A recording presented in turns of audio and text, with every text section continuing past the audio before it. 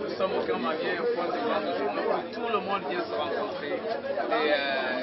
Les chauffeurs bicyclettes viennent lire les informations parce que c'est des gens qui sont en général diplômés et qui sont sans emploi et qui sont mis à travailler pour ne pas rester à ne rien faire. Ils ont chacun sa moto, ils font du transport, mais c'est des gens, c'est des intellectuels. Parmi eux, il y a des grands diplômés, il y a des gens qui ont eu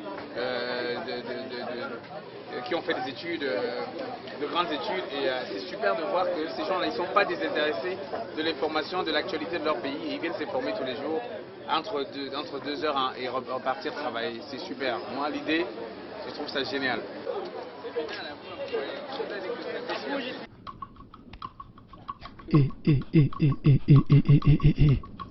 Savent-ils que nous existons à Cotonou? Oui, messieurs, nous avons aussi des causes à défendre.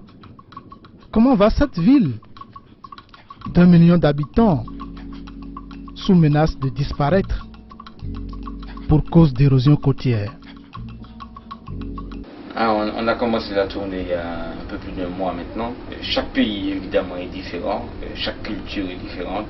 Ce qui nous plaît effectivement, c'est de rencontrer des gens, non seulement des musiciens, mais des gens qui ont des choses différentes et qui nous apportent à chaque fois. C'est comme ça d'ailleurs que je pense que l'on s'enrichit soi-même. Et c'est sûr qu'à la fin de cette tournée, on n'est plus les mêmes, on n'est plus les mêmes personnes, ça change. Ça nous change aussi. Moi qui suis né au Cameroun, grandi au Cameroun, à travers cette tournée, en fait, je redécouvre l'Afrique. Oh, ça c'est Libanon. Ouais, je connais, attention.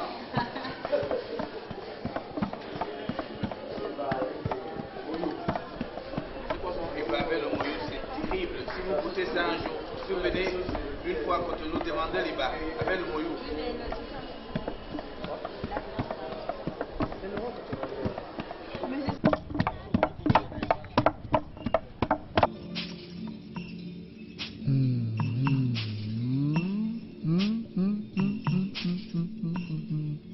Les marginalisés, ces corps de femmes, ces corps d'artistes, elles bougent la ville, ils en parlent dans le monde. À quel prix? À quel oubli? Comment tu vas, mon frère? Bien, Isola. Bien. En forme? Hey. Bonjour. Il faut les chaussures? Non, ça va. En forme? Bon, ça va, enchanté, Mario. Ouais, je connais Mario. Bon. Je connais Mario. Moi, mon petit connaît Mario. C'est vrai? Moi, c'est Diababa. Bonjour. Enchanté. Adriano.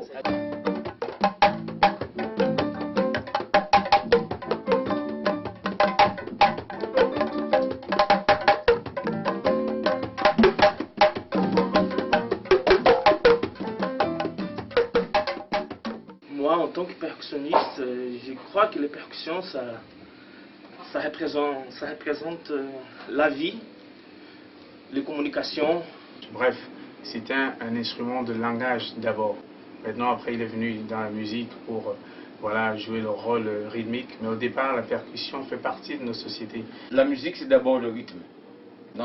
Chez tous les peuples, la musique, c'est avant tout le rythme. C'est super génial ce qui se passe là. Je pense qu'avec la musique, contrairement à ce qu'on en pense, on peut changer le monde. On peut changer le monde. On peut faire beaucoup de choses. On est en train de changer déjà. Mais c'est sûr, oui. Ils ignorent aussi le confinement de mes jeunes dans les cahiers. Les études quoi? Il faut lâcher les jeunes pour qu'ils développent leur imagination avec les artistes. Je me sens orphelin avec tous ces cloisonnements.